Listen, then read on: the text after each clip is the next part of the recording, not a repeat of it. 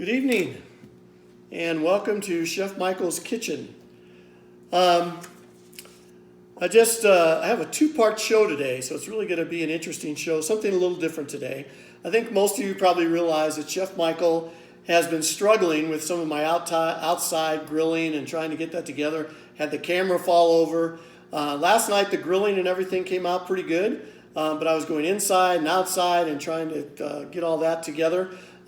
So I'm actually not going to actually cook it all tonight, but I'll get into that a little bit more and explain that a little bit more in a second. Did have some good comments from yesterday, even though there were some struggles. Kevin from Omaha said the chicken looked delicious, and he was wondering how Chef Michael's able to cook things so perfectly on the grill, and it obviously takes some practice, Kevin. You have to keep an eye on that. Gary from Omaha also mentioned, you have to really keep an eye and turn it and not just put it on the grill and hope that everything turns out all right. No, Gary from Omaha, you have to keep an eye on it. Very important. And then some people mentioned the idea of putting the cheese, the cheddar cheese and mozzarella cheese on the potato. That looked delicious, and how Chef Michael presented that. Speaking of potato, Bob from Austin, kind of interestingly, said that Chef Michael, don't you like to use any vegetables? Well, Chef Bob from Austin, a potato happens to be a root vegetable, if you didn't know that, Bob. Thank you, Native Americans. And a very tasty vegetable as it is, too. Leanne from New York actually mentioned that she was wondering if Chef Michael ever uses a knife, ever cuts anything. I guess she didn't watch the show very carefully, because Chef Michael was cutting into the chicken last night to make sure that the chicken was cooked properly, as I mentioned how important that is. It may look cooked, but if chicken is not cooked properly, you got problems. If that's red inside, watch out. Coronavirus is a problem, but uncooked chicken is not a good thing either.